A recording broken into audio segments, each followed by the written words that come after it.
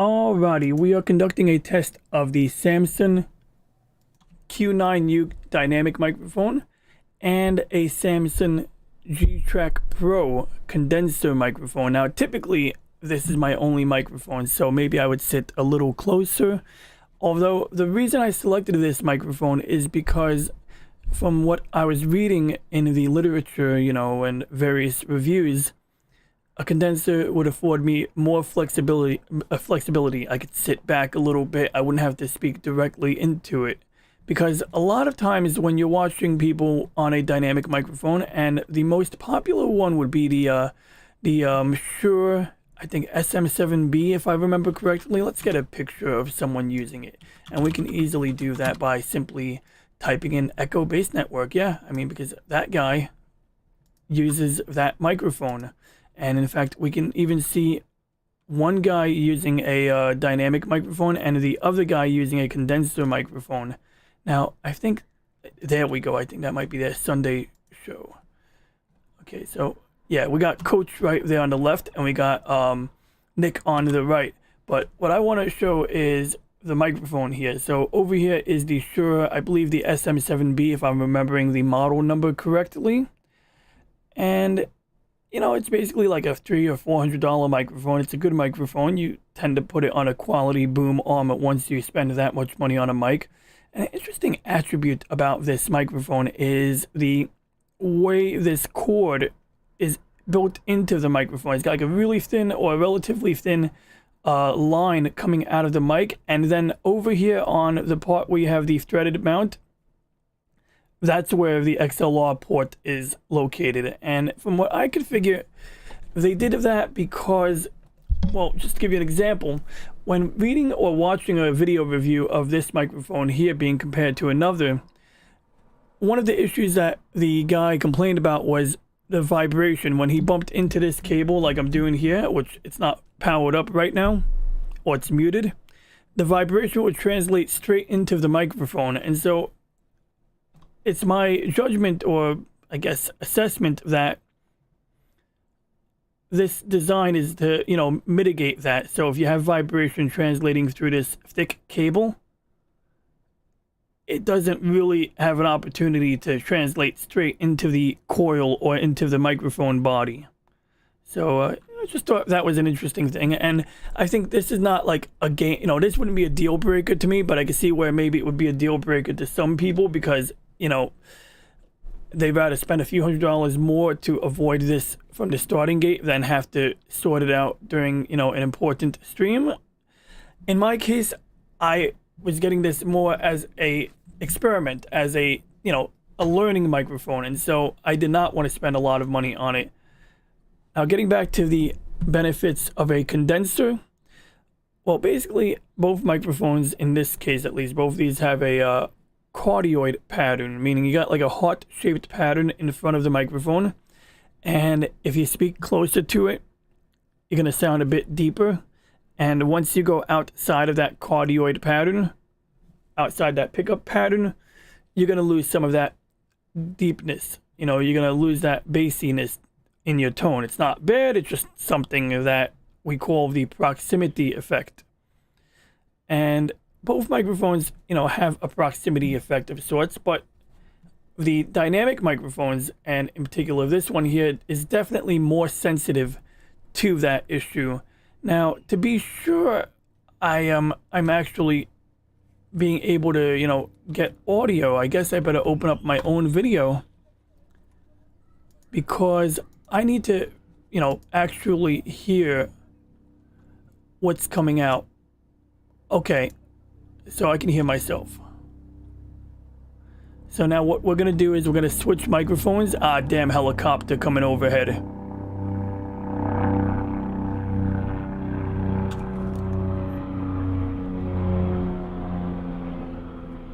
And I want to get fresh air. Now, it should be noted that I'm not presently utilizing my filters at the moment. Or let me rephrase it. I'm using my filters on my main microphone. Jeez, why is that fucking helicopter doing that? Anyway, pardon my language.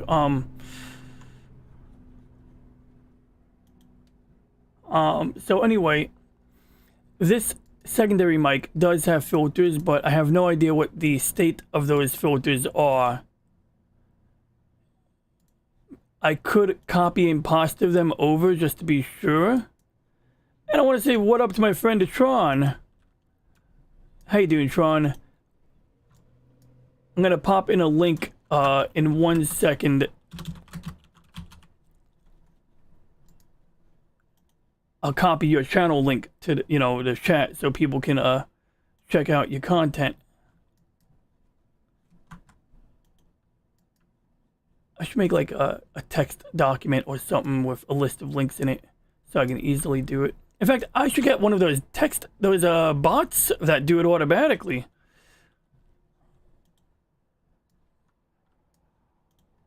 So yeah, let's see. So real quick, we're just putting this in over here.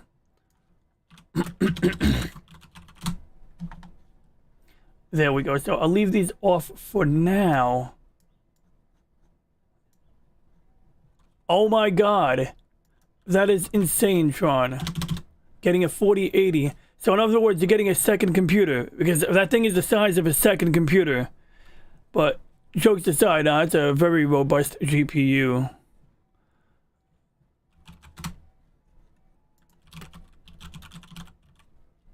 Alright, let's see here. We'll get the link right here.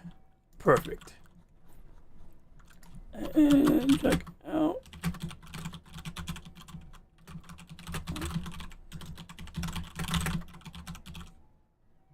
You still do Twitch? Well, anyway, I'm going to put the YouTube link up. And, I don't want to promote Twitch if you don't do a lot of Twitch. I think more people go to YouTube, even though Twitch has certain things that are cool. It's just, like, I remember Zach's, he did, like, some content. He might still be doing stuff on Twitch, but, like, I've tuned into one show, and I only tuned in because he mentioned that he was doing it on Twitch. And then after that, I forgot he had a Twitch channel. I haven't really checked it out since. But it's a balancing act. You don't want to cannibalize your own viewership. In my case, I have content that is just not fit for YouTube. So I'm going to have to put it on a different platform. And I decided that I'm not going to put attention to my BitChute channel because BitChute is a dumpster fire. I mean, that place is a neo-Nazi dumpster fire. Quite literally, not even figuratively. This isn't like, when people call people a literal, Nazi, and they say you're a literal Nazi, and they really mean figuratively speaking. That site is like a literal hive. And I mean, obviously the founders aren't necessarily of that persuasion, and there are a lot of, there are a few reasonable people there, but it's just like, and I don't like the idea of them being, censored or having their banking frozen over that. But at the same time, I'm not going to put a lot of work into a platform that may end up, not surviving all of that. But yeah, I bet you would have more success on YouTube in general because, I mean, it's hard now. I mean, I still plan on doing multicasting to like something like Twitch, but I'm not going to promote other platforms too hard unless I'm doing particular content. And what I might do is like mute the audio on YouTube and just put a picture up saying go to my Odyssey channel for this stream, because like I would still use YouTube as a gateway. And I think what a lot of people don't do but might help people is like be very clear on the YouTube side of that this is a gateway to the alternate platform, and that's only when you're doing content that is sketchy.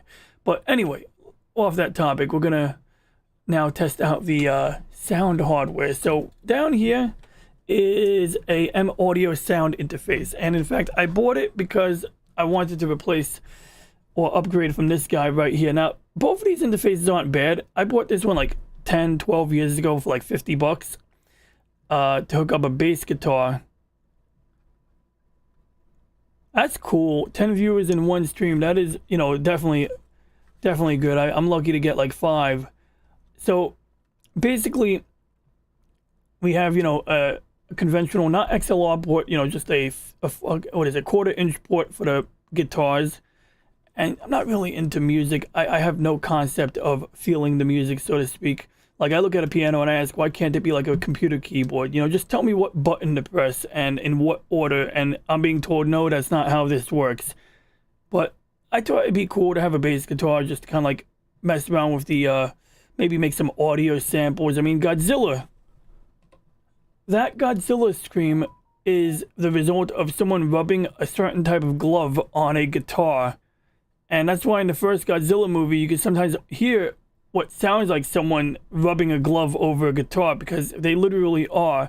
So this interface was fine, but it's a little outdated, and I might have to open it up and clean the contacts and maybe, you know, put some dielectric grease on the knobs, but I wasn't really ready to tackle that, and I have no idea if that would even reap any benefit. So the big issue was when you hook a microphone up to it, this knob on the left controls the input volume, what the computer is hearing from the microphone, and from 0 to 9 it wouldn't really make a difference, and then only between like literally 9 and 10, like this area here would be the only area that mattered, but it would either be too low or it would be loud enough. But the minute you put it at the maximum volume, you're now going to pick up more background noise, more static, more interference, and due to the imperfect condition of this, it was like a little sketchy.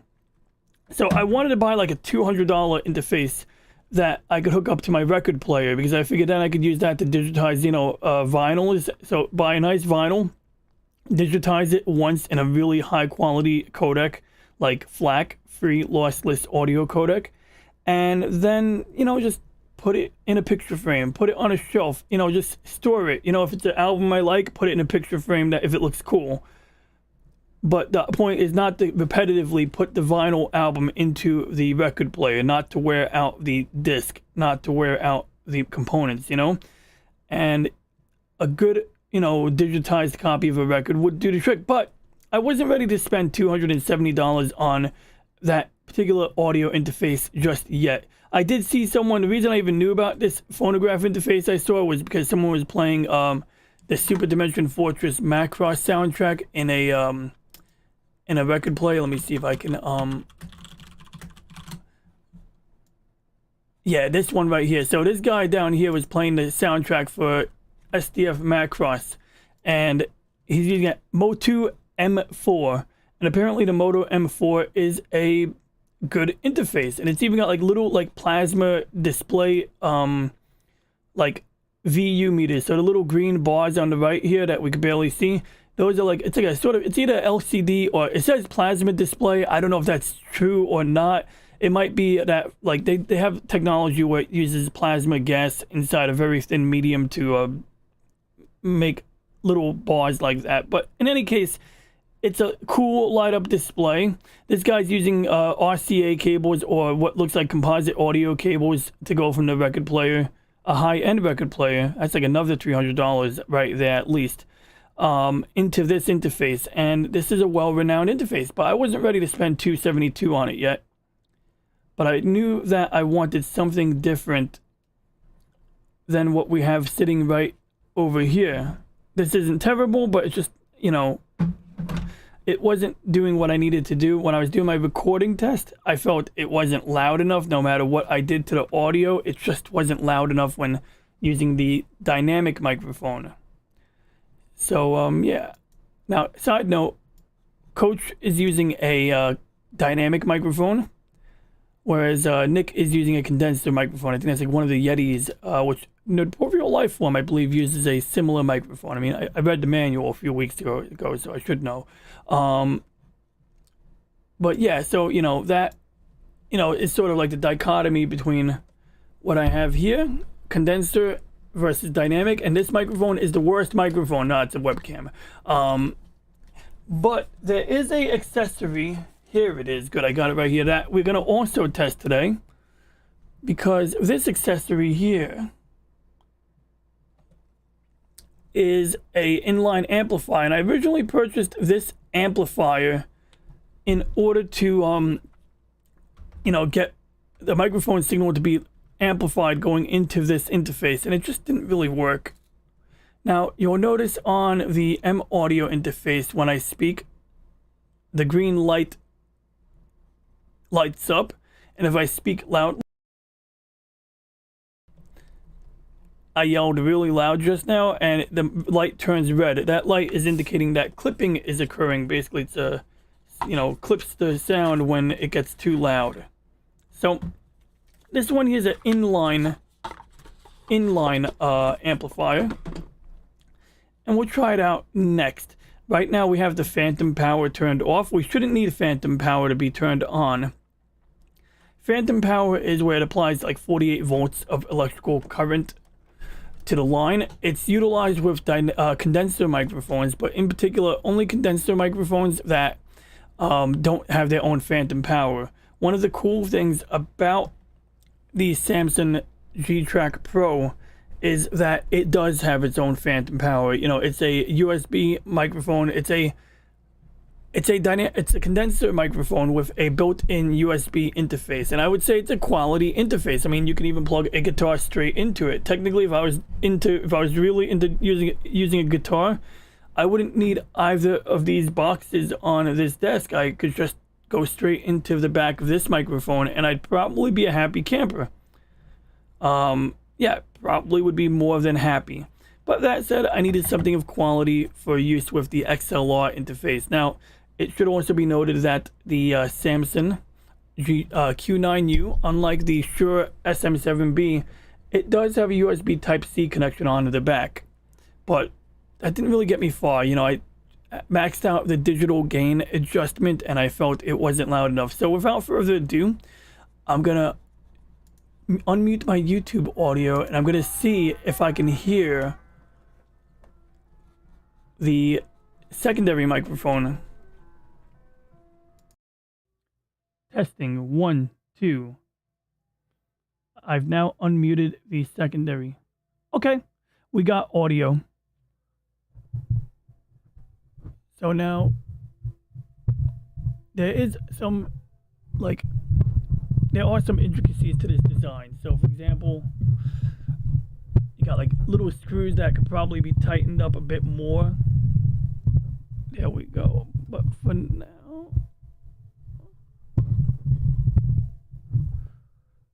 now, that will suffice. Now, once again, you got to speak pretty closely into this type of microphone to get the proper effect. So now I want to demonstrate what happens with this knob here. So right now it's nearly a 10. I'm going to max it out, and I'm going to lower it back to a 9. Testing 1, 2. Testing 1, 2. See? What did I say? What did I say? I just turned on my main microphone for a second. And basically at a 9, the volume is too low. But I'm going to incrementally increase the volume, and we're going to see what happens. So once again, I'm going to mute this microphone.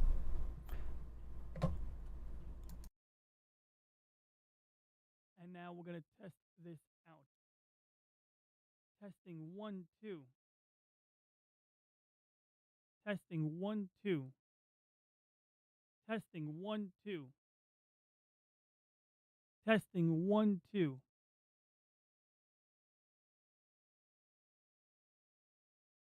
Testing 1, 2. Testing 1, 2.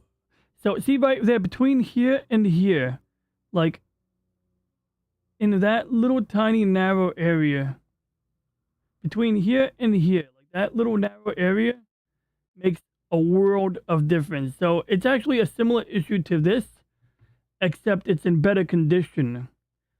Now, are there other ways to remedy that? Well, we can also go into the Windows Sound Control Panel, but you'll see here it's already maxed out.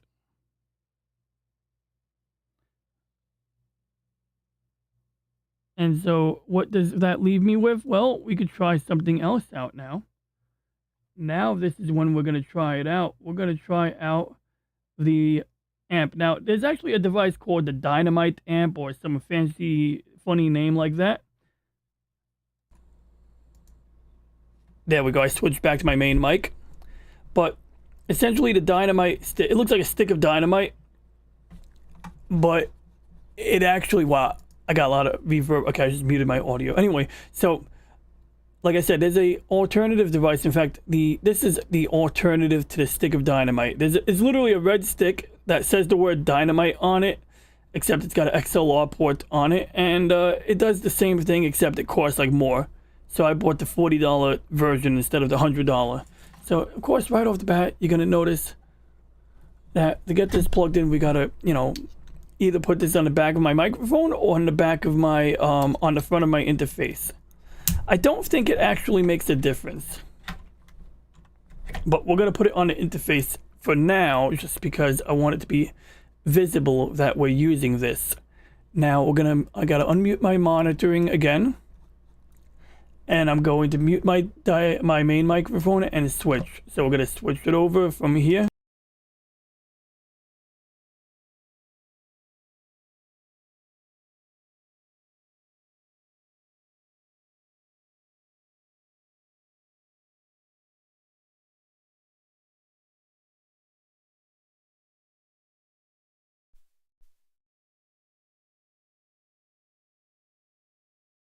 Well, I've had a similar. This might be defective right here. This might literally be defective. Okay. I just turned. Oh. I just turned on Phantom. I just turned on Phantom power. Testing 1 2. Testing 1 2.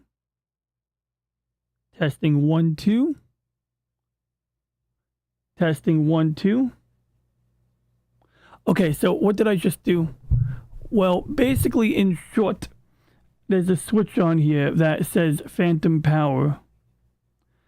And normally you wouldn't use Phantom power with this type of microphone, as far as I'm aware. But something needs to be supplying juice to this stick, I guess, because if you're not supplying,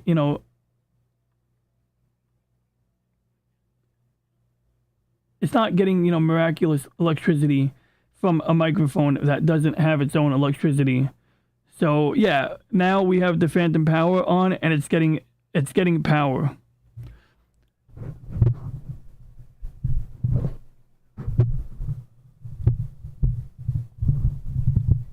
Testing 1 2.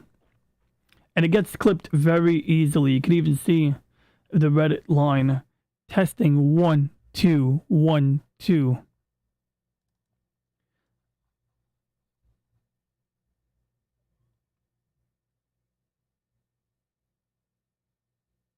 Let me see. I want to put this. What's the best place to put this? Okay, there we go. We'll put it over here. Now we're gonna crank it down to 90. Testing 1 2 1 2. Now bringing this down should help to cut down on distortion and interference. But if we crank it up, oh, you can see how easily. Yeah, you can see how easily I'm bringing it too high. Let's do an experiment. We're going to make it too loud on purpose.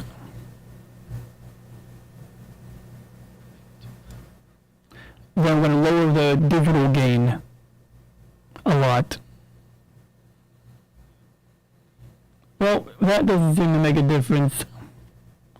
So now we're going to lower the master gain.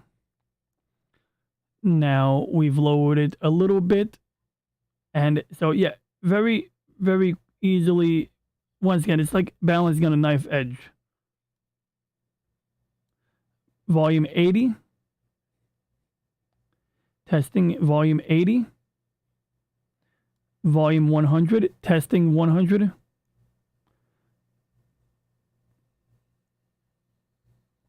Can I perceive a difference between 100 and 50?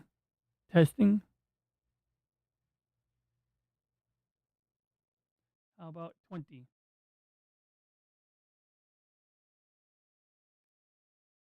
can't hear me at 20, 40,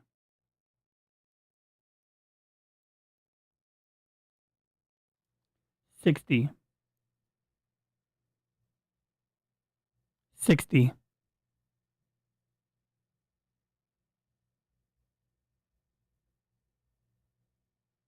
Well, I think we get more distortion as we crank it up to 80.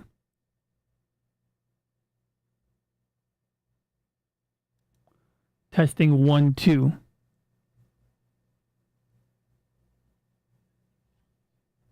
Yeah, and we definitely do pick it up there. So let's see. Testing 1, 2.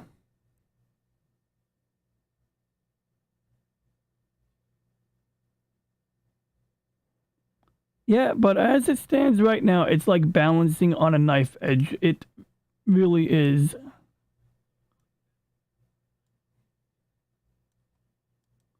Oh, and I still have my filters on. Oh. Well, let's turn off my filters. Okay, well, I wish I didn't have them on for experimentation mode. Testing 1, 2.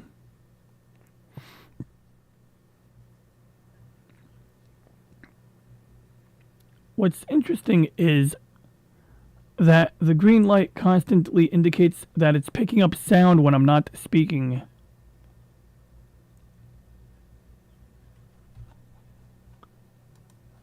And if we once again go back here,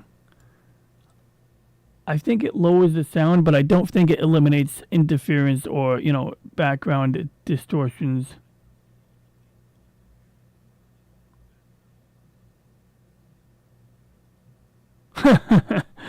I've been there. I've done that before. I've done that test. Gap. How you doing, Gap After Dark? Feel free to drop a link in for your channel. Yeah, like I've done that whole "Can you hear me now" routine. So yeah, we're just kind of experimenting here. And basically, what we got here are two microphones. We have a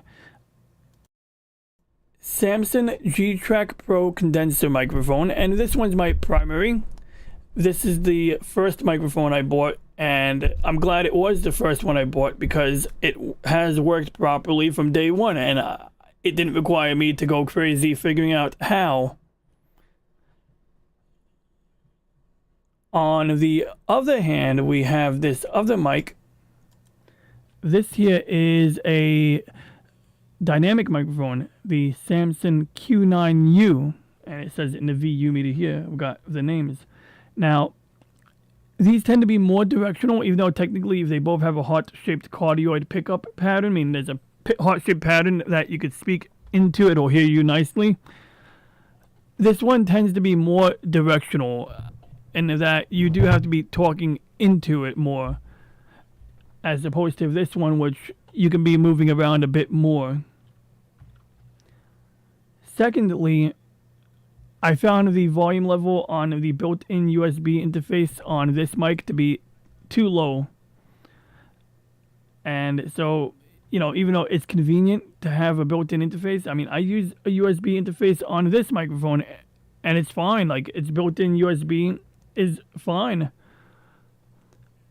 But this one, if I can't increase the gain on the computer and I can't increase the gain anywhere else, then I have to use a device like this to do it. And this is what you would use if you had a microphone that did not come with a USB interface. This is what you would use if if the microphone did not have built-in USB like this one has built-in USB. This is what would convert the XLR connection into, USB. Whoops. XLR to USB. Now, we added this amplifier stick to it that isn't normally there. And it only worked when I turned on the phantom power switch. But it didn't seem to normally you wouldn't use phantom power on this type of microphone, but it seems to be necessary for powering the mini amplifier. There's progress. I would still use this in my server room. Tonight, if I play Nintendo 64, I would probably rather use this microphone than, because it's more directional. It'll hopefully block background noise. And hey, what's up, Mike? How you doing, Pacific 414? And you know, we got constant content coming out of Pacific 414, so I definitely encourage you all to check his content out. And you know, while we're at it, while I'm, you know, shouting out channels, let's go and grab 2 links. One for Gap After Dark, aka Gap After Stargate. Well, not after Stargate, but you know, Stargate. And I do hope that Amazon or whoever is responsible for future Stargate content doesn't screw it up, man. I mean, I hope it's good. But I'm also not going to hold my breath because, you know, they tend to screw everything up nowadays. So, you know, if I set low expectations and they exceed my expectations, I guess I'll be a happy camper, huh? All right. Oh, and Captain Teague is on with Sci-Fi Nation. Well, I'll watch it later. Let's see here. So now, another way I test out when I'm experimenting with microphones, no doubt, is using an application, you know, Audacity, which some people use this more extensively when they're doing, you know, their own recordings. I know the Nerdatorial Lifeform uses this for their, I think, a lot of their voiceover stuff. So the only thing is that we just gotta adjust this. Now, I do like this mount. Sadly, this mount doesn't fit my main microphone, so I'm still gonna have to use this you know, stationary pole for my main microphone, although I may get the adapter. It's just a matter of getting a shock mount or something, and the shock mount has the correct threading to attach this mic. However, in reality, right now, the room where I play Nintendo 64, the room where my 3D printer is located, I think it's probably better to have this type of arm. This is cost me $60. It was a 48-inch. This is the Samsung, same company who makes the microphone, Samsung MBA 48, and I have this area blocked out because the sunlight from the window tends to wreak havoc with the chroma key, and we can double check if that lighting. That's not too bad. Okay, things have improved. Good. I'm gonna widen the frame a little bit. See, light from the window. So we're gonna expand that just a wee bit. So anyway, this arm is interesting because when you move it around, it has like a mechanism that keeps this straight. So let's say I have this arm positioned like this, and I move it up and down, this part will pivot in order to keep it in the same orientation. Whereas a lot of times when you move this up and down, this part will start tilting because there's no practical, you know, there's no mechanism in there. Other than that, it's a good one because this is my camera mount, and the camera mount has visible springs. And the first time I ever bought a microphone mount, every time I would flex it beyond a certain position, the springs would make this like boinging sound. You know, be like, you know, like almost like a messed up sofa bed mattress. And this one here, I think it has some kind of rotary springs integrated in here. It also has adjustable little bolts that you have to use a wrench, whether it be an Allen key or a Torx key. I think it works on a hexagonal key. Yeah, that's the wrong size. And of course, you gotta be careful to not mix up metric with non-metric, right? Although I don't really know the distinction. Yeah, okay, this one is probably the wrong type. Anyway, we'll play with that some other time. I'm not really concerned. It didn't come with the wrench. I hope I didn't get shorted on the wrench. I hope it wasn't supposed to come with a wrench. I gotta look at the package content. But yeah, so this one, like I said, would blend itself more to being in my server room. That said, I think I should try to loosen this up a little bit because this, you know, there's this like one area like over here where it's just really snug. Shit, man, I'm gonna strip something if I'm not careful. I hate stripping screws, yo. Try this one more time before we get the show back on the road. See, that one almost fits. But this one here, this one's liable to strip the bolt if I'm not careful. Yeah, that's gonna strip it. So I really shouldn't even be trying that. I may have a wrench in my desk drawer. Yeah, I do have various wrenches in my desk drawer. But do we have the correct size? Well, anyway, that's not important. It works, but yeah, I would probably feel more comfortable if this was loosened up. I don't think this is a reason not to buy it. But it is worth noting that that is a, you know, a element to this design. So anyway, like I said, you got to be practically making out with these dynamic microphones for them to work. So we're going to now do a test, and we're going to use Audacity. We're going to be audacious and use Audacity. And right now, the biggest issue, like we went over before, is that you have to be between like a 9 and a 10 here. You can, you know, you really can't be anywhere below the 9. You pretty much have to be like between, like, it's like balancing the on a knife edge. Now, that said, we're going to do this with and without the phantom power amplifier. So let's unmute my desktop audio. This is a test of the Samson Q9U dynamic microphone on a M Audio M-Track Solo audio interface.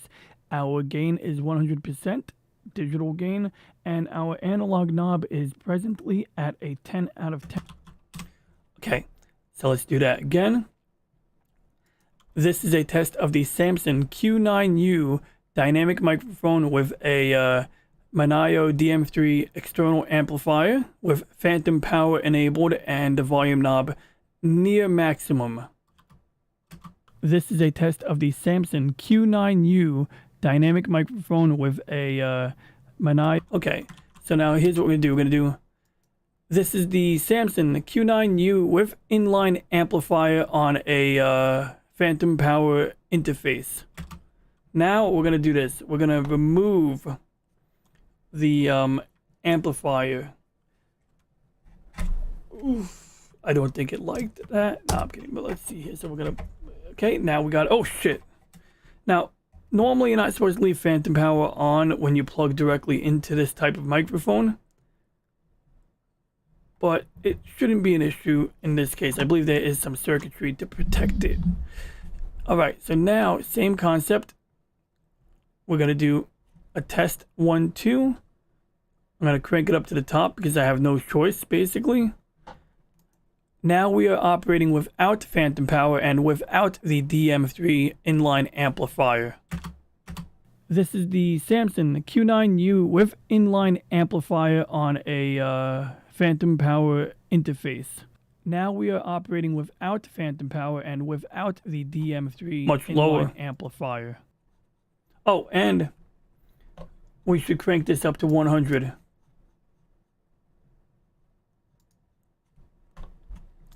Without the DM3. Now we are operating without phantom power.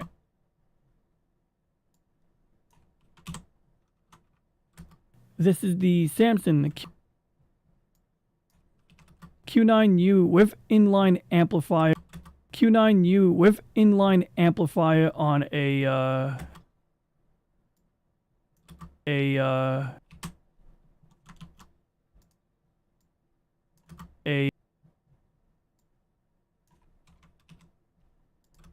phantom power interface.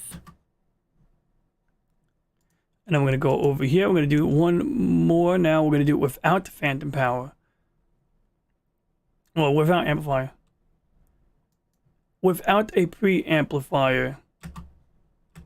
Without a preamplifier.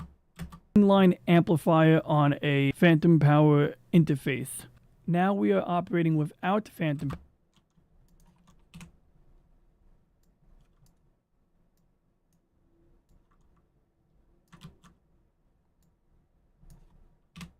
What up, Whooper Trooper? How you doing? Q9U we should throw a party sometime. Amplifier on a phantom power without a preamplifier.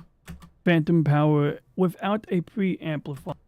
So, yeah, it's a little lower. What I'm trying to determine is if there's distortion or no distortion. So, from the top. Okay, so Q9U, maximum gain, no preamp.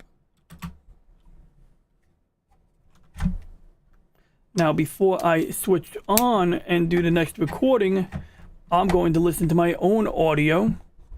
So that means I have to mute this, and I have to unmute the YouTube side with a slight delay. I'm going to listen to my own audio. Oh shit. We're gonna get feedback in 2 seconds. In fact, you already got feedback. Actually, that wasn't too bad. There should have been feedback because I failed to mute this, but it worked out. It worked out, I guess. Anyway. Okay, so now let's do myself.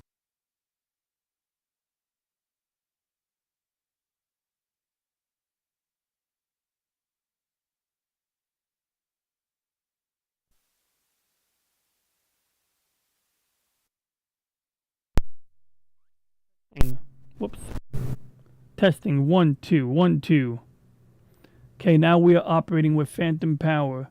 Phantom Power of the Opera. And remember, Whooper Trooper, you're always welcome to drop a link in. Testing 1 2. See? On a knife edge, if I lower it just a tiny bit. Actually, this ain't too bad with the Phantom Power. But if I bring it this loud, I'm more likely to get distortion and clipping. Testing 1 2 1 2. I'm going to use this setting here for recording.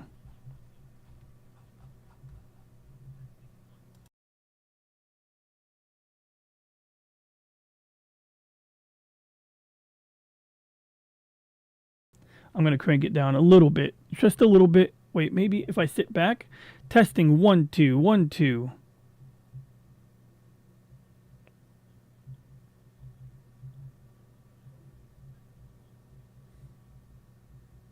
Well, yeah, that's the key. You can't speak too close, but if I want to speak closer to it, then I gotta lower the volume just a bit, and then I can probably speak more loudly.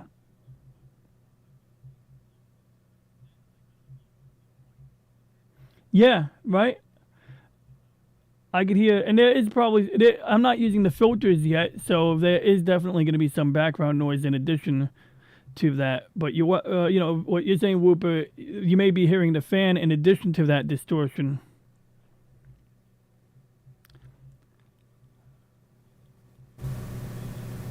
Testing 1 2 1 2. Right now we're gonna switch to recording, and oh yeah, I heard it just now. When I bring the volume up to this high level, you do pick up the fan. Literally, you pick up the fan. So it's like the fan and distortion. And I move it like a decameter, or like a fraction of a millimeter. Hey, my mute button. Oh, okay, never mind. Oh, whoops. Yeah, and I have I had two microphones on for a second. Oh, that sounds cool. I'm a cyborg. I feel like, you know what a Zentradi in STF Macross? I feel like a Zentradi. I am a Zentradi. You know, like Exodol. I am Commander Exodol.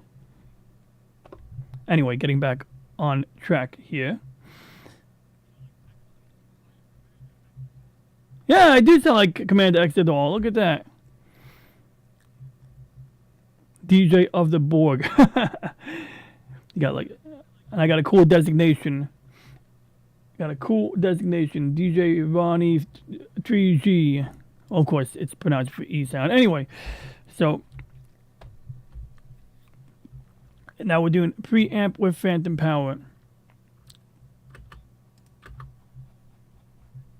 No preamp. Now we're doing preamp. Q9U, maximum gain, no preamp. Q9U with preamp. Q9U, maximum gain, no preamp. Q9U with preamp.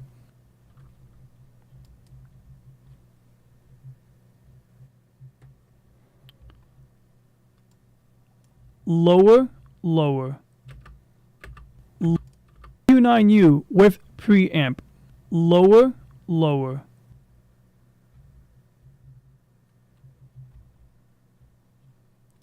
Lower, lower. Lower, lower. Lower, lower. Loud, low. Loud, low. Sounds like a guy's name. Hello, Mr. Loud, low. Lower. Loud, low. Loud, low. Yeah, so there definitely still remains to be some peaking or, clipping when I say something real loud. So for a split second, I just want to yell at my microphone.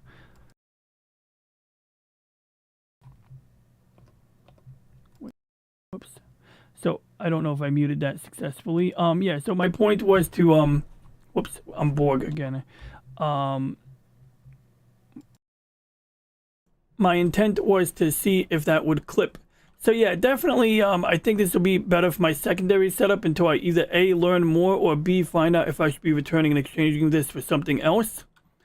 I don't think the more expensive dynamite stick amplifier is going to, improve this.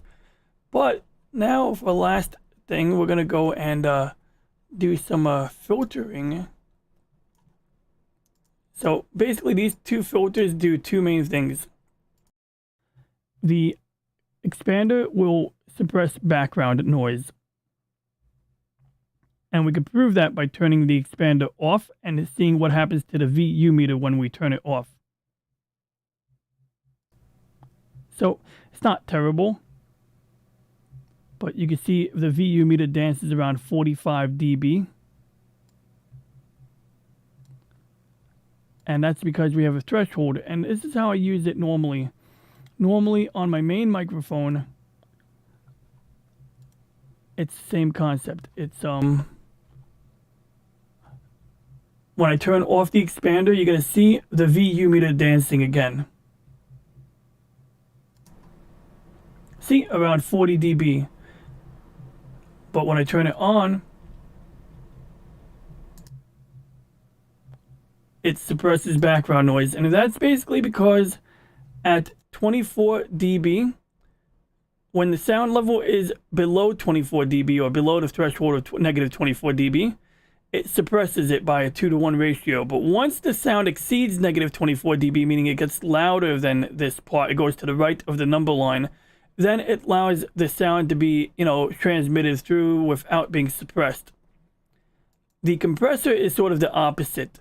I have the same threshold or very similar at negative 24 dB, but in this case, the compressor doesn't really do anything until you speak louder than negative 24. And once the sound level exceeds negative 24, it's going to use a 10-to-1 ratio to reduce it. Bottom line is, the way it's set up, if the sound gets much louder than the beginning of this red line, it's going to automatically lower the volume. So if you get into a loud outburst, the volume will automatically be reduced. And then once you're speaking at a normal volume level, it'll increase the volume back to normal again. And that's like dictionary definition. Like if we go to the OBS pages on these, and these are things you can add to your notes, you can basically read up on these at your leisure or whatever, but these basically describe what I'm describing right now. Now, can these be used in Audacity? I have no effing idea. No, I'm kidding, but it's a good question. But yeah, I have no idea. I haven't really explored filters to any extent whatsoever in Audacity. I did a little playing around, like see if I can speak like I'm talking in an echo, like Captain Kirk when he's using the intercraft communications. But I haven't explored that at all. I figured with Audacity that where in OBS I'm more concerned about real-time filtering, right? For real-time utilization. In Audacity, unlike OBS, in Audacity, we could do that after the fact. Although I'd imagine that there may be a similar one. Look, you do have a noise gate. And the noise gate would be very much like the noise gate you have over here. I don't use the OBS noise gate because I don't like it. It's not bad, it's just that it doesn't give me the level of control I want. And I find a lot of times you still hear the background noise. It's just that the background noise will fade away when you're not speaking. And then the minute you start speaking, you'll hear the background noise again. So it's a little weird, but it's not bad. And then there's another noise suppression filter And this one is not terrible. It's easy, but it only has two settings, like low quality, high quality, low CPU usage or high CPU usage. So it's like, it doesn't really give us a lot of control, but other than the suppression level, but it's something that is easy to use in a pinch.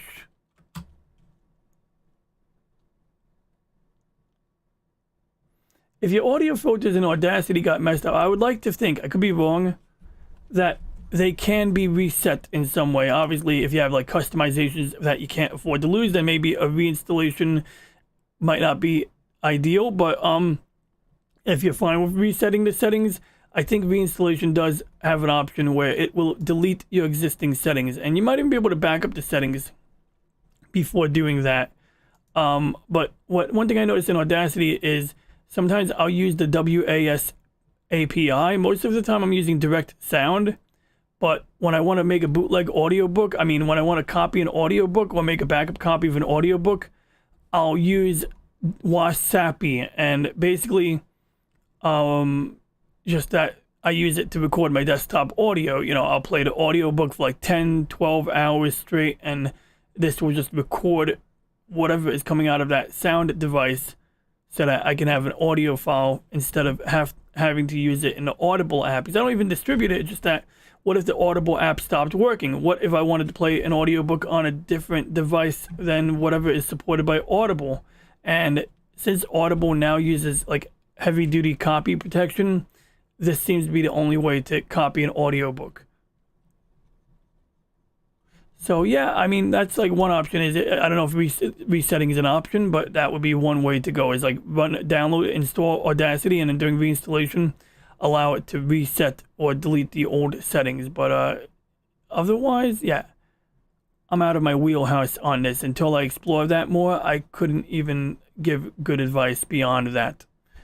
So let's see here. Circling back, like our friend Jen Psaki, we're gonna check out, these are the filters I already used. So bottom line is, yeah, now what's interesting is if I scream into my microphone with the compression filter off, testing, whoops, see how like it went all the way into the red zone? But if I turn it on, I say testing. Notice that when I got really loud, it never allowed it to go much further than negative 8 dB. So that works. The compressor filter prevents me from getting too loud. The expander filter suppresses background noise, and together, in general, they work in concert together to normalize my audio levels, to keep me in the yellow zone, basically, so that I'm not too close to the green and I'm not hanging out in the red. Because it's okay to be in the red a little bit, but what I don't want is to overstay my welcome in the red zone. So that's why I utilize these, and the settings we see here work with my condenser microphone, but they may not be appropriate for my dynamic microphone, and so we're going to explore that right now. But what we can tell right now is our background noise is in the 45 dB region, so we could probably adjust our threshold a little bit.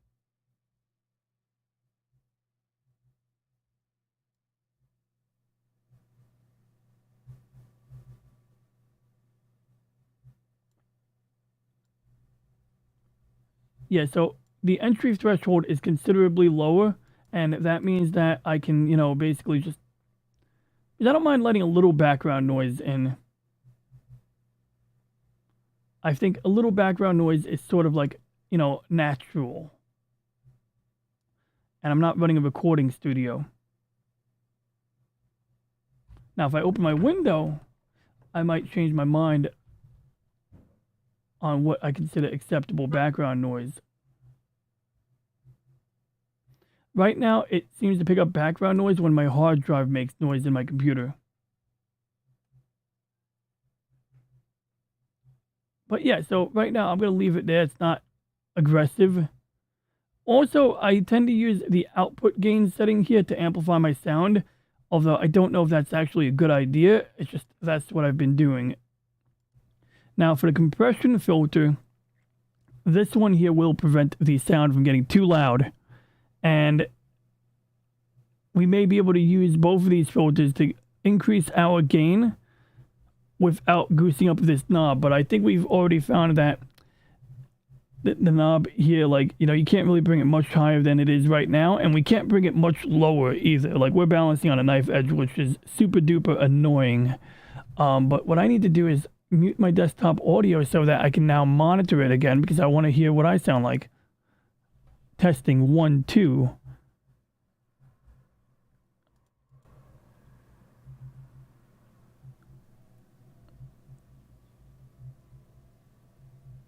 Testing 1 2.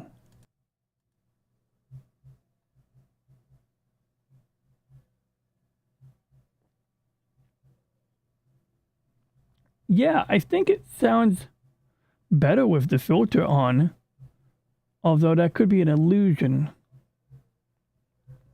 Now, we want the bar to go a little higher, so I'm going to try cranking up my threshold a little bit, and you can see that as I bring the threshold higher, it's being less aggressive about suppressing the red zone. Testing 1 2.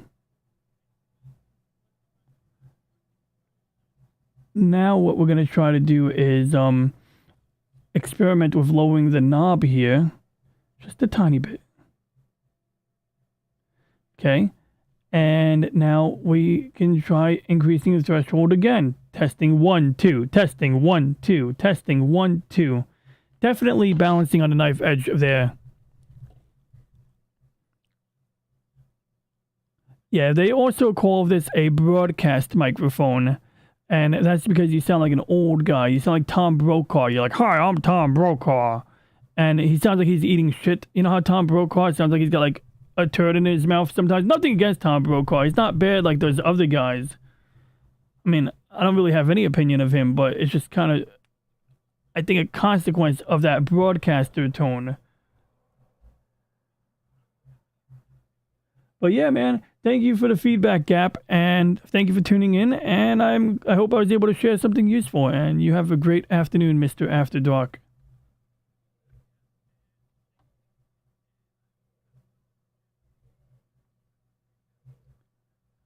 So as it stands right now, whatever settings I'm using on the filters right now will not be appropriate for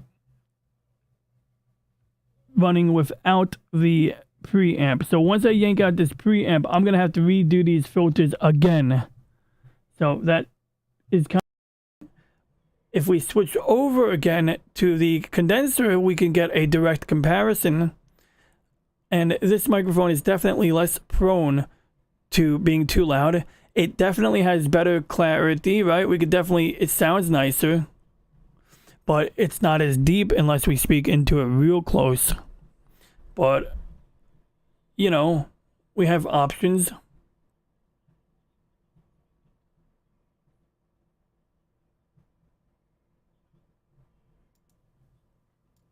But yeah, this one here, like, you know, if I sit back, I think we're victims of the proximity effect. And as I speak closer and closer and closer, then I can do an ASMR video like, you know, Coach from Echo Base Network.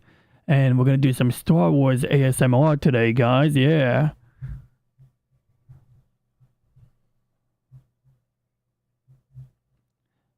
We're going to simulate the sound of brushing Chewbacca's hair. Imagine Chewbacca in a hair salon, and we're brushing Chewbacca's hair.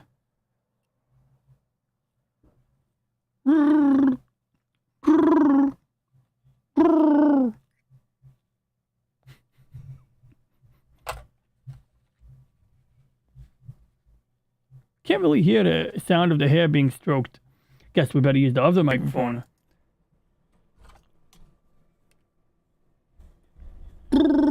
Oh, you know what? My filters are probably blocking out the low sound. That's why you got to turn off the filters in order to, you know, get that. I believe that's what's happening there.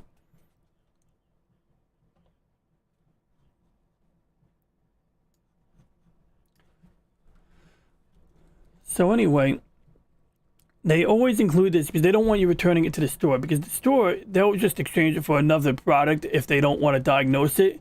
And then at worst case scenario, they'll exchange it for a completely different product. And, you know, the company doesn't want you exchanging for a different product, and they don't want to have to deal with the returns and all of that. So there's that. But also, they really do want you to exercise common sense and download the latest drivers, because that does matter with something like this. They don't even include a CD. Sometimes Windows will have built-in drivers that are outdated sometimes. So yeah, they're right. You go to the website, you download the correct driver. So at least now when you call tech support, if you're calling the official tech support, they can rule that out. Now, sometimes they'll tell you to call the phone number for the company. It's kind of funny. This one, they're just telling you, download the driver. Don't call us, but download the driver. Whereas if you buy a Sony digital camera back in the day, they'd be like, call our tech support people. Nowadays, they know that they'll make you wait online, and then they'll be on the phone queue. They'll be like, oh, we have extended wait times because of the pandemic. Yeah, I'm sure it is, not because you guys are being cheap. And also because realistically, every customer is a needy bastard, especially old people who say they want a person to speak to. Anyway, I digress. I'm ranting about customer service here. So anyway, I should probably register the product, especially if I plan on keeping it. I think this is all the regulatory bull, so this is basically not very important. And then this is the manual. And interestingly, the website didn't have a PDF manual. I'm sure there is a PDF manual if you search for it, but it wasn't on the downloads page. It wasn't on the drivers and downloads page. But basically, there's a place in the back. Is it in the back? Yeah. There's not much in the back. In the back, there's only 3 ports. A USB port and speaker port. So if you want to hook up, studio monitors or, external speakers, you could do that. They even sell their own quality speakers that are tailored to this hardware. Otherwise, you got your microphone XLR, you got your 1/4-inch guitar, and you got your headphones. Now, I may have a better experience plugging my headphones into this. This might make a better sound device on the whole. I'm not accustomed to doing that. I'll use it if I want to directly monitor the microphone, but I'm not really super duper comfortable about using this as an external sound card, although it's an option. If I had speakers on my desk, I would plug my headphones into this, and I could probably use this during streaming as like a communications output device.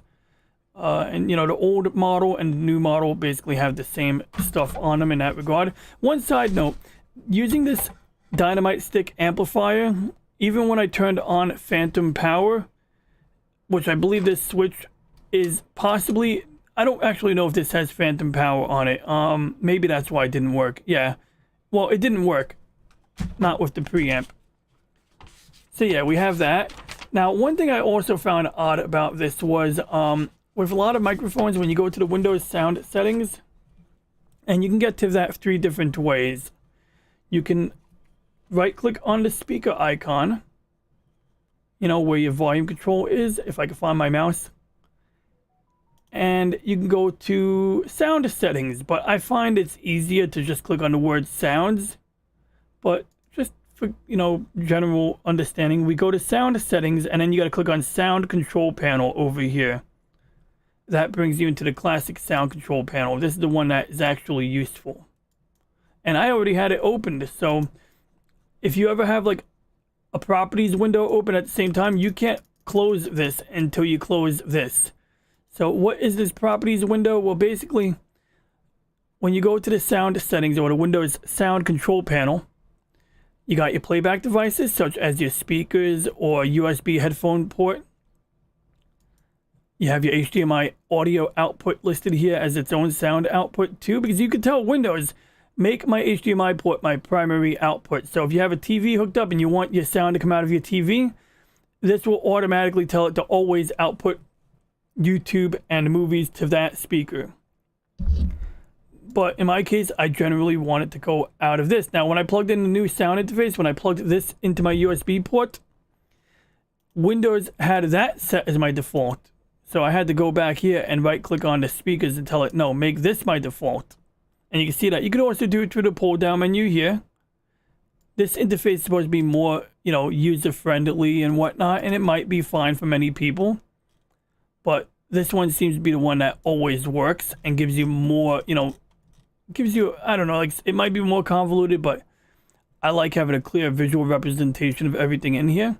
So bottom line is, that's my virtual audio cable. This is my main speakers.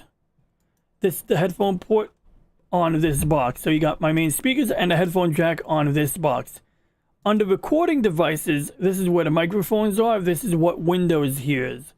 And so we have two main things, right? We got the condenser microphone here, the Samson G-Track Pro. This one does not let you change the gain on it. See, I can mute it, but I can't change the gain. This happens because there's an actual knob built into it, because it's got its own built-in interface. And then up here we have the guitar slash, microphone XLR interface. And if we double click on this guy here, we have the gain set to 100. This one you can control, but it was set to 100 by default, and there's no reason not to keep it at 100 in this particular case. So that's what we do. And so if this is, trapped at 100, the only way we can really manage it, the input volume, is by using this knob here, and that's why we have a knob here. And that's what we've been doing. So now, the only other important thing is over here, and that's interesting. I didn't have this option before. So it has, in fact, I thought I changed this. Oh well, I'll change it later. It's got 2-channel 32-bit 44 kilohertz. That was the default maximum setting. And I thought it said 48 kilohertz before. It doesn't really matter, but yeah, a lot of streaming services prefer 44 kilohertz anyway. If we go to the advanced options for my actual, condenser microphone with built-in interface, you'll see that I have it set to 24-bit 48 kilohertz. Now, this microphone, when it's hooked up, the dynamic mic, when this is hooked up to a, a USB port, this one offers up to 96-bit or something like that at like 192 kilohertz, but there's no reason to use that option. Even 44 and 48 kilohertz, it's a very narrow distinction. There are reasons you might want to use the higher one, but realistically, it's pretty much pedantic to argue in favor of the latter. But I would not change this setting. I would not lower it or increase this setting during active use. So we're not going to touch it. Once again, can't touch the gain on the Samson microphone. Yeah, this one I could almost swear it said 48 kilohertz before. It doesn't really matter. It's fine. If anything, I would be tempted to lower it to 16-bit or 24-bit. I'm going to leave it alone for now, but I can see the logic in keeping it in 32-bit, because if you're going to record audio from a guitar and you want to like increase the speed or adjust something, you want to start off with the higher frequency and the higher bit rate. It gives you a little more leg room theoretically. So anyway, at this point, what else can we do in this test? Well, we could try to drop the preamp one more time. To do this, I have to lower the volume, yank out the preamp, which we just did, plug in. Whoops, gotta remember to turn off that phantom power when doing this. Then we gotta crank it up to basically like 10, because it doesn't seem to work any other way. Now, my filters, we can see, if we look at my filters now, are going to be a little bit more, different. So we're going to do,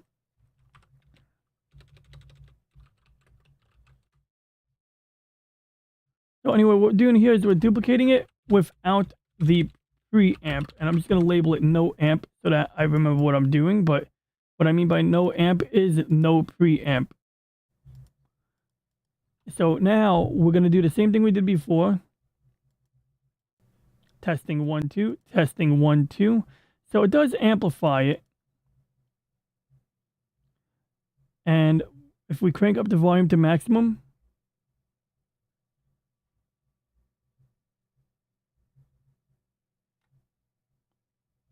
testing 1 2.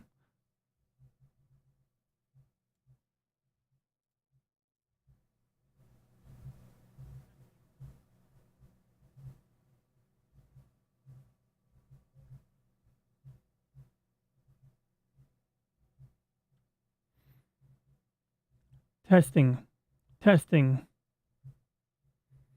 Okay, Okay, so we're going to keep the threshold at that setting. Am I on the right screen? I'm sorry, I didn't have it on the right screen.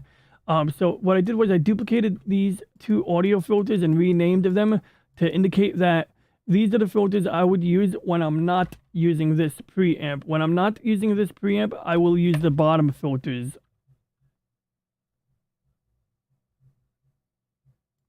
Now, as for this one here, to prevent it from getting too loud, well, I could yell at it. Testing 1, 2, and it seems to be working, but can I make it more or less aggressive? Testing 1, 2, testing, testing, testing, testing, testing 1, 2, sound check 1, 2, 1, 2, testing 1, 2, testing 1, 2. So this one here is a bit of a knife edge once again. So bottom line is, how do we sound? Well, I think we can make it a little louder because right now it's super duper directional. I mean, right now I'm looking at this red line here, and the minute I'm talking over here, it's not in the red line. So let's see. I'm going to test it facing away from the microphone. Testing 1, 2. Facing towards the microphone. Testing 1, 2.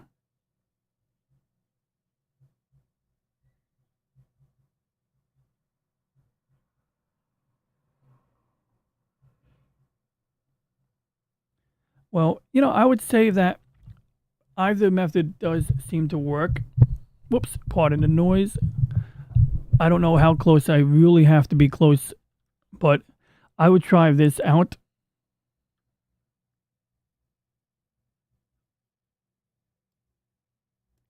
Testing 1, 2, testing 1, 2. And if anything, I could maybe like lower this a bit, which will reduce distortion. Testing 1, 2.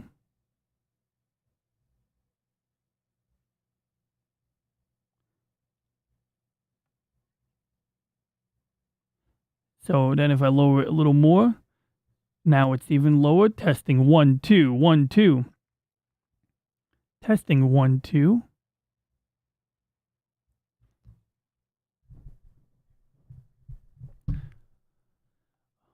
Okay, and then we're going to do a direct comparison. So now, okay, we are now using the Samson Q9U dynamic microphone hooked up to an M audio interface without a preamp. And then we are going to switch over to a condenser microphone, which I got to speak a little more closely, I guess. Maybe, maybe not.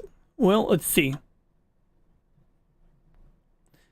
And whether I'm sitting over here, or over here, or over here, it sounds pretty good.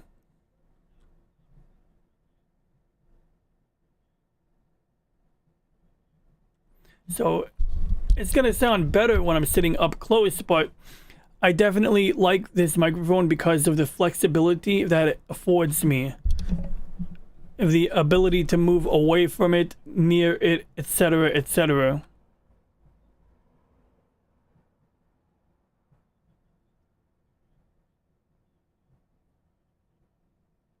And of course, without the filter, we get plosives, Peter Piper, pickled peppers.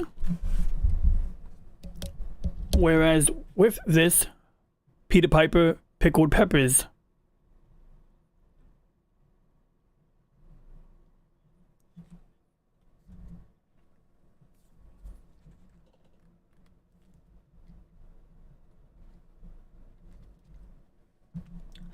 So yeah, I think we've done a sufficient ample test to determine that this does work and that both microphones are fine, but that I do still prefer the results that I'm getting out of the condenser microphone. And with that said, if you have any questions, comments, or ideas, please leave a comment, please like and subscribe, and we shall end transmission any moment now.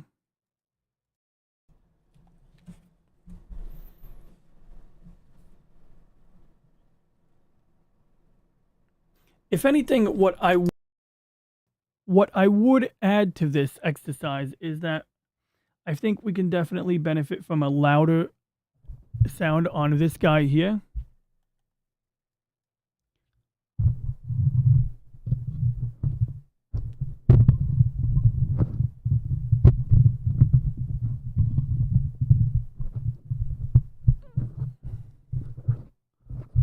Okay, so what I just did was I just kind of put it in front of me. I don't know if this is like a great idea or not. It certainly doesn't seem like a great idea because like it's like blocking my view basically.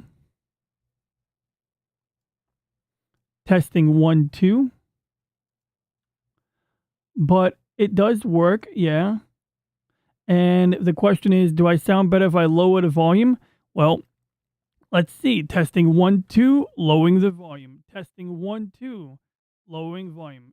Testing 1 2, lower volume. Now we're going to bring it back up. Testing 1 2, testing 1 2,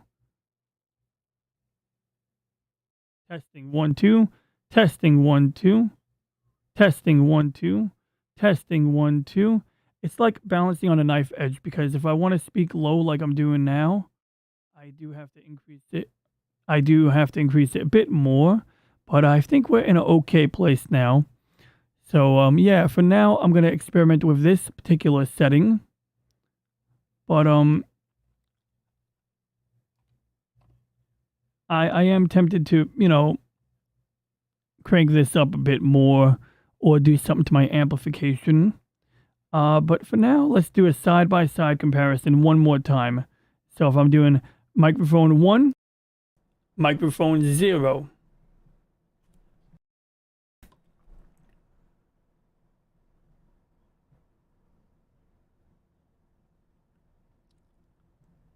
Yeah, I mean, it just has better clarity, but of course, each microphone serves a different purpose depending on who's using it. So I can't really hate on this one.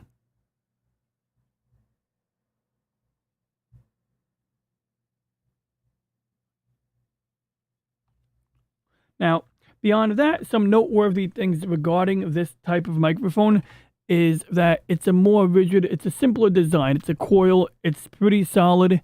The idea is that you can put this in your bag, lug it around to a concert, or if you're, a band roadie or some crap like that. And it's not as delicate as the condenser microphone. Beyond that, if you ever want to like hook up a well-tuned guitar amplifier to like a PA system at a venue, as it turns out, they don't normally hook up the guitar straight to the PA system.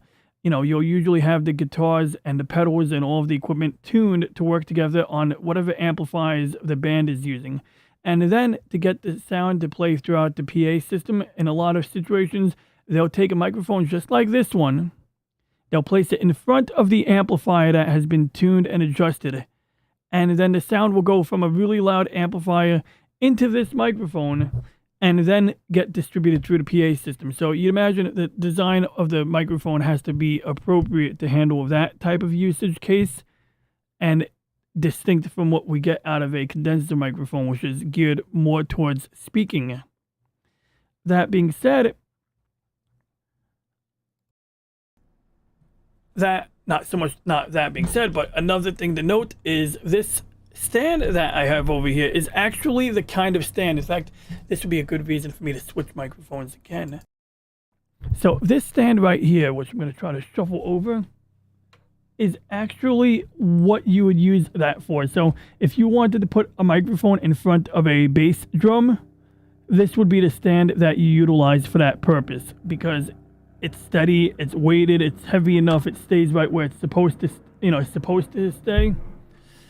Stupid helicopter. If you could hear the helicopter. Whoop. And so, yeah, that's what it does. That's what this type of stand exists to do.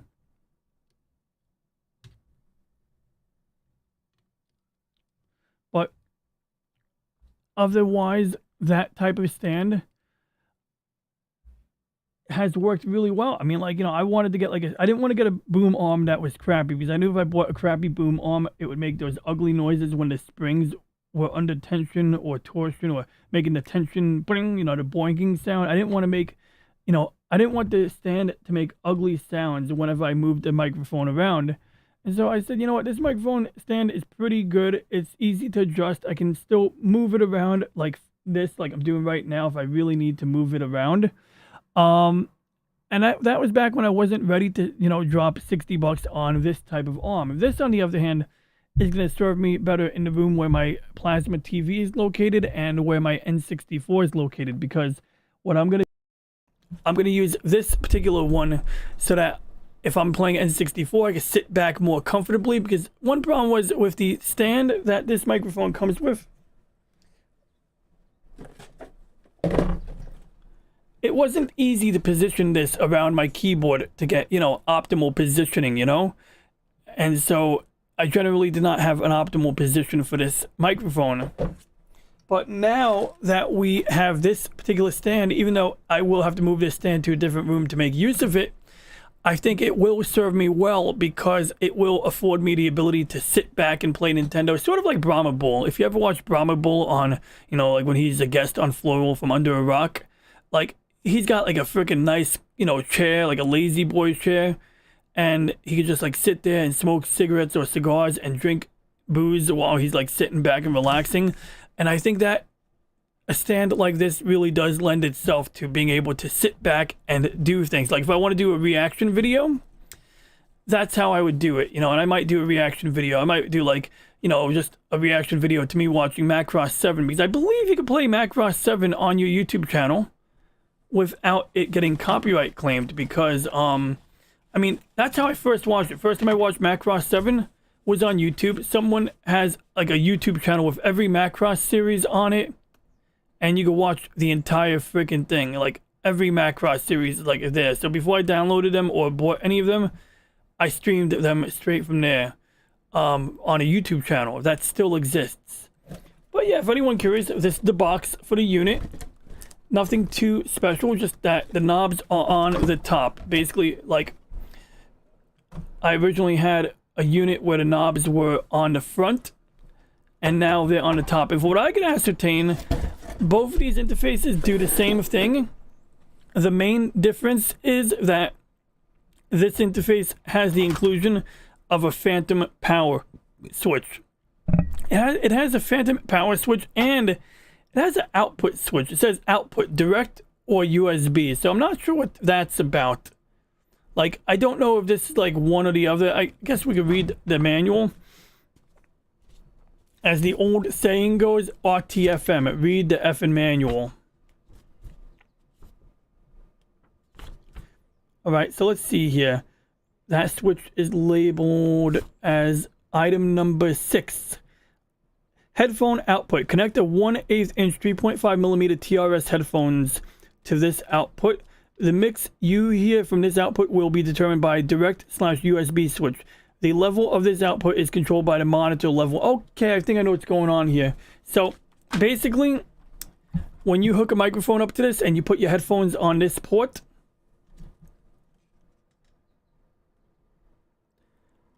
if I leave it set to USB, it's going to act like a USB sound card, like an external sound card, where, you know, I can use this as my main output device on my PC, or I can tell individual applications to output the audio to this port. If I switch it to direct, it's literally going to allow me to directly monitor the sound that's coming from my microphone before it goes into the computer.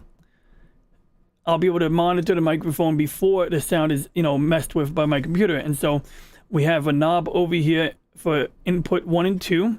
This is for the XLR port. This is for the guitar or a 1/4 inch port. And then to the right of it, we have this output here. And this output is really only there for the sake of this direct output switch. And presumably the output knob would allow me to have analog control over the USB audio output from my PC. But I definitely can see it being really useful if I want to directly monitor my microphone. And this would be the only way I can adjust the volume if I'm doing direct monitoring. And so, yeah, with that, I want to thank you for watching. Thank you, Mr. Whooper Trooper, for tuning in. And because, did you put a link up? I don't think you put a link up. I'm going to put a link up to your channel right now. I'm like looking at my screen from an angle. There we are. So, yeah, and, you know, so to anybody who tunes in, please check out Whooper Trooper and all of the other fine creators who have been linked above in today's chat. There we go. So we got everyone linked aboard here.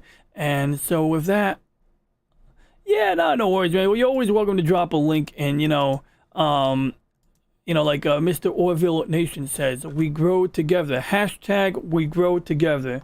And even if we don't grow together, because that'd be kind of weird to grow together. I mean, what am I, an amorphous blob? What am I, a shapeshifter living in the Great Link? Nah, joking around here. But yeah, like, so anyway, I'm happy to do it, but I totally don't expect anyone to be obligated to do that.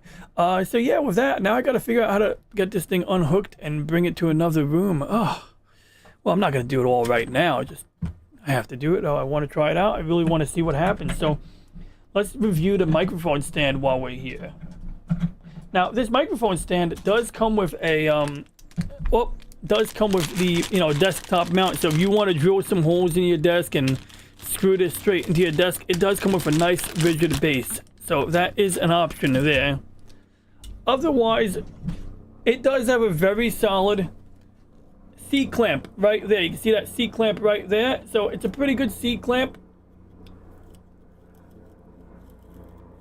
Well, got to be careful with this wire. There we go.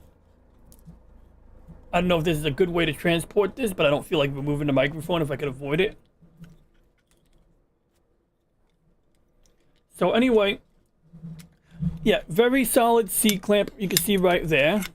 This may or may not be compatible with my desk downstairs. Also, it's got a pretty nice design. So it's got like a piece of rubber sleeve. So when you tighten this bolt is not pressing on the stem. Because there's like, a little stem here. It's pretty solid. It looks like it's a piece of rolled steel, but it's pretty thick. So when you tighten this, there's a piece of rubber that goes between this bolt and this rotating piece so that you don't ding it up. Because what tends to happen with the cheaper ones, that's exactly what happens. For example, this is the C-clamp that came with one of my earlier stands, which I don't really use anymore. And basically, you can see two things that happened to it. One, as I kept tightening it, I thought that it wasn't getting tight enough. And it is possible that something was giving, that something was flexing, but it could have just been that the little, stem or whatever you call it, a little metal rod was gradually twisting this, and I wasn't aware of it until it was too late. So one day I'm tightening it, and you can see we have some plastic deformation on the steel on here. And luckily I was able to get it off, but first time I think I had to use like a pair of pliers to get this to loosen up. And I mainly use this for other things now. I don't use it for its intended purpose. I don't use it at all. I'm probably not going to use it anymore. But what I wanted to show was an example. So you can see right there how we have the, there's no plastic sleeve there. It's just, you tighten this thing, it's going to bite straight in. So if you decide you want to tighten this and then you want to rotate the thing that's attached to it, which comes natural, when you rotate it, it's going to be scratching at the side of that thing. Whereas on the Samsung mount, which cost a pretty penny more, there's at least a piece of material between this bolt and whatever, you have in there, so that it doesn't get all scratched up and create metal filings, which can lead to God knows what.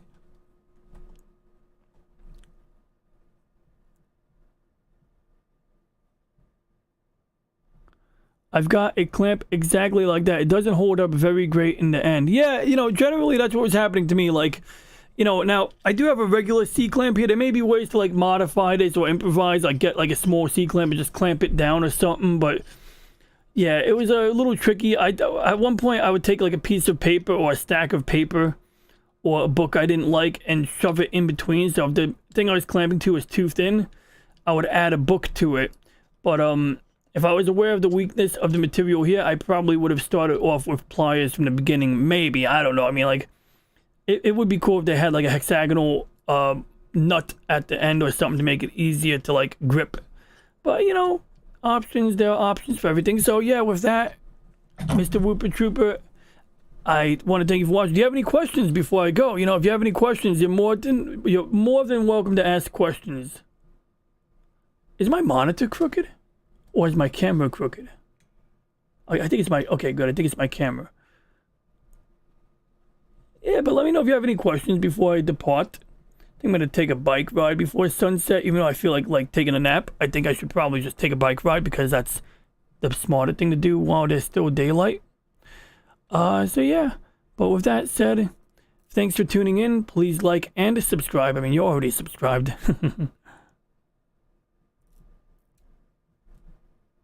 That's cool. Yeah, I mean, I'm having background noise issues with this experimentation, and I think I was able to work through them a little bit. Certainly made better progress with the new interface than I did with this 10, 12, 15-year-old interface here. And having the option to utilize phantom power is certainly helpful, knowing that my preamplifier, which I don't know where it is right now, you know, the little dynamite stick that I had in my hand a minute ago, fake dynamite stick, not a real dynamite stick, just to be clear to the internet police, you know, I don't want to get in trouble for mentioning a dynamite stick. That just sounds like an awful thing to be, you know, known for. Yeah, well, I don't need the preamp right now. What I do need is my HDMI adapter. So good. I'm going to bring this to my... in fact, no, I need this HDMI adapter. Because this is the one that works on the N64 with the HDMI mod. It's true.